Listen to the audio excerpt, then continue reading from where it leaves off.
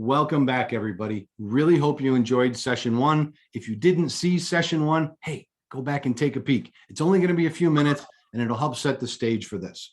In session one of our strategic planning framework, we talked about goals and objectives.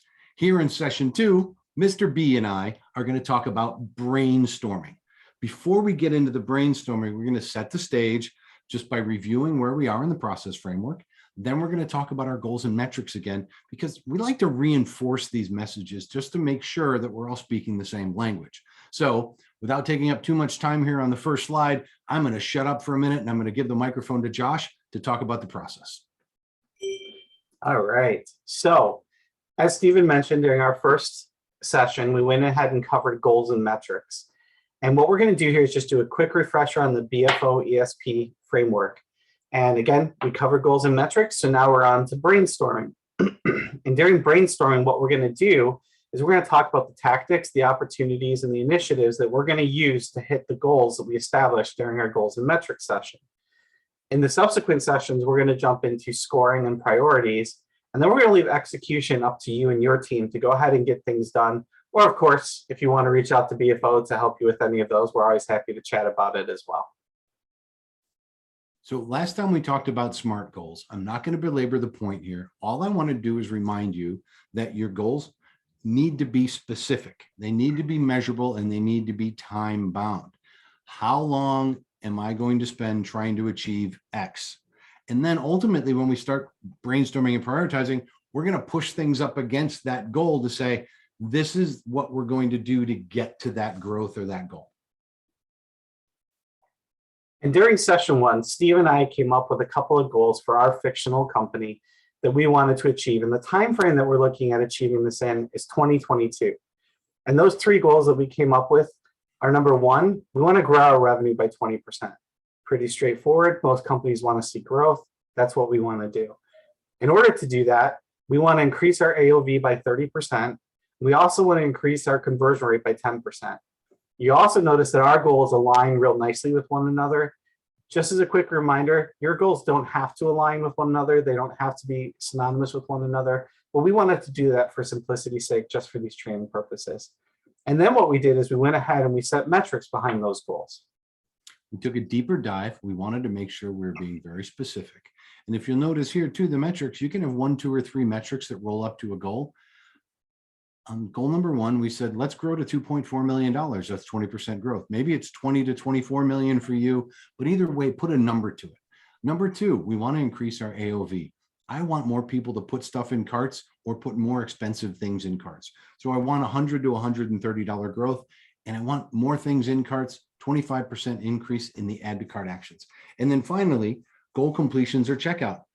It looks like it's small from 10% to 11%, but that's actually a pretty significant jump if I can get that number of people to complete their conversion on my website. So now that we have our goals and our metrics in place, what we want to do for our brainstorming sessions, first we want to decide, are we going to do it in person or are we going to do it remote? Why do we want to decide that? Well, we're living in interesting times with COVID going on. So a lot of organizations have people working from home. Like Steve and I are in 2 different parts of the country right now. And so we want to do this as a remote version. You may decide that you'd rather do it in person, which is something that we actually prefer because you get a lot more interaction, a lot more engagement when you're working together in person. So first thing you're going to do is just go ahead and decide, am I going to do this in person or remote? Then you want to decide on what are the tools that you're going to use. And we'll give you some examples as we go through this. But one example for virtual is you may want to use a site that we're going to use as an example, which is mural.co, which allows us to do whiteboarding and brainstorming through an app online. Or you can just use a simple physical whiteboard if you're doing it in person. Then you want to choose a facilitator. Please, not the boss. We want somebody that's not in leadership, that's not currently in a boss type position, because we want everybody to have an opportunity here and we want it to be on a level playing field. And then finally, you want to assign a scribe, somebody who's going to take notes throughout the process and make sure you're documenting all of the stuff that you're coming up with during brainstorming, because we're later going to use that for session 3 when we get to that. The second piece of this is to make sure you have a defined workflow up front. The greatest enemy to this is not having rules of engagement, not having your workflow, not knowing what you want for outcomes. But it doesn't have to be too complicated.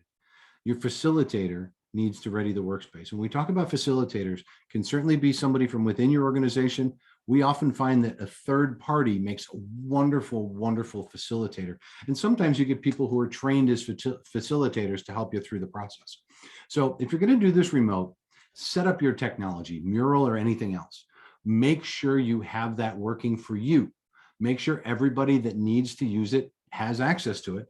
And also make sure your skill level is such that you can help somebody when they run into a little speed bump, whether in Mural, sometimes it's zooming or finding the right place in Mural, or even as simple as adding a Post-it note. Sometimes it's a little more complicated than it should be. When we're doing in person, if you're the facilitator, secure the space and supplies. Make sure that you can have the space for a decent period of time. And I also recommend, if you're doing it in person, try to avoid doing it in your office, just because we know there are interruptions there. Also, make sure you have food and drink. It helps us do better work, I think. All right. The last couple of pieces here. We're not going to talk about group ideas or grouping ideas or prioritizing here, because those are going to be our next session.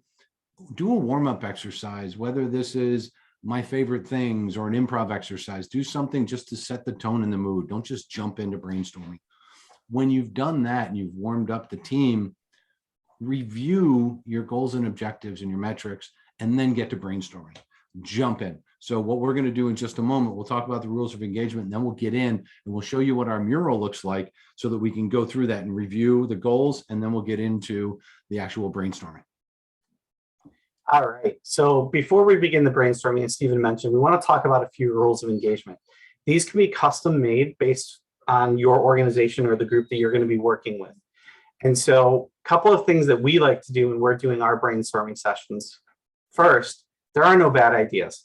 Make sure that everybody has the ability to come up with ideas that maybe things you haven't thought of, or things that may not work for your organization. We can vet that later. Secondly, practice yes and statements. Simply put, you just want to make sure that you're adding on to what people's thoughts are. You're not shutting them down by using the word no, which is what the third point is. When we're doing brainstorming, no just doesn't belong, because no puts people on the defensive, and we don't want to do that. Third is, hey boss, shut up, pretty please.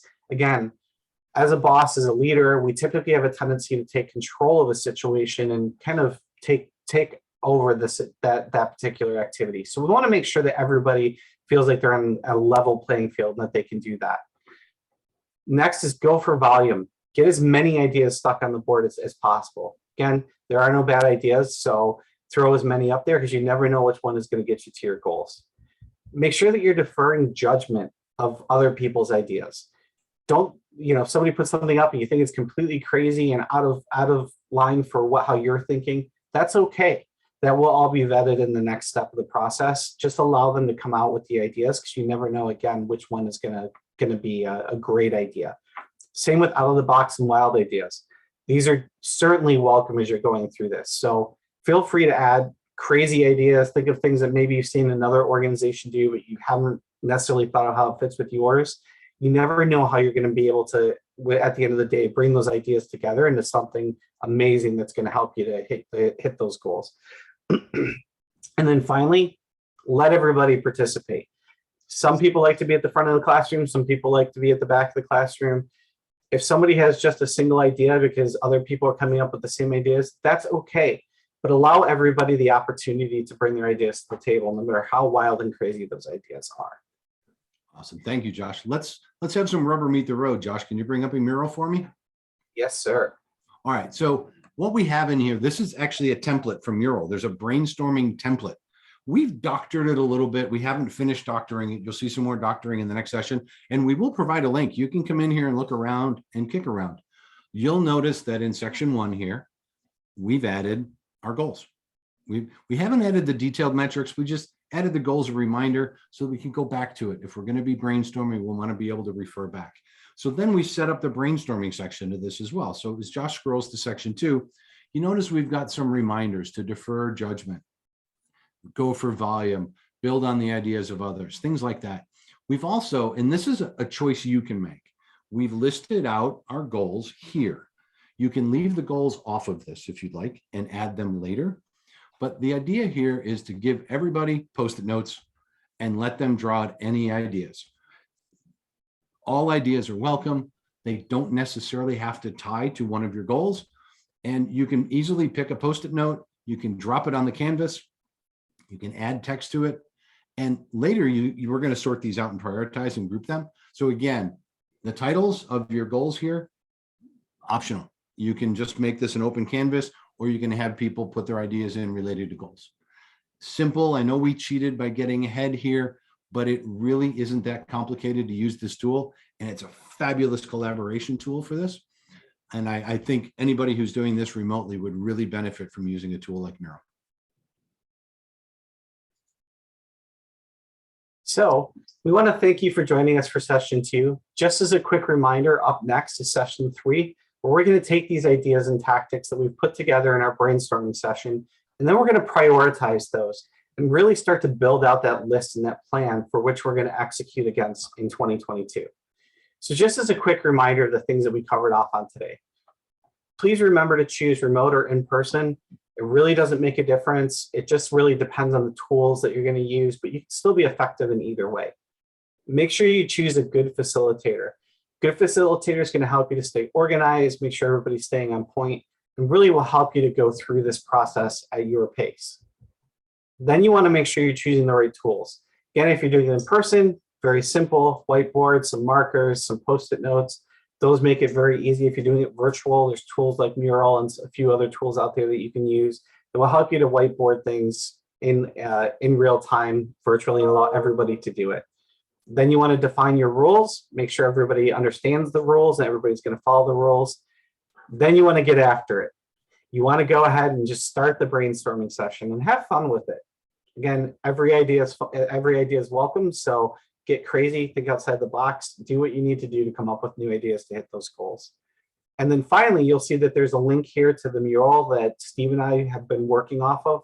So do feel free to play around with it, poke around, play around with the whiteboard, read the rules of engagement, those sorts of things. So it really gives you the opportunity to get a sense for how this software works. So thank you everybody for joining us. Really appreciate the time, and we look forward to seeing you in the next video. Thanks, everybody. Talk to you soon.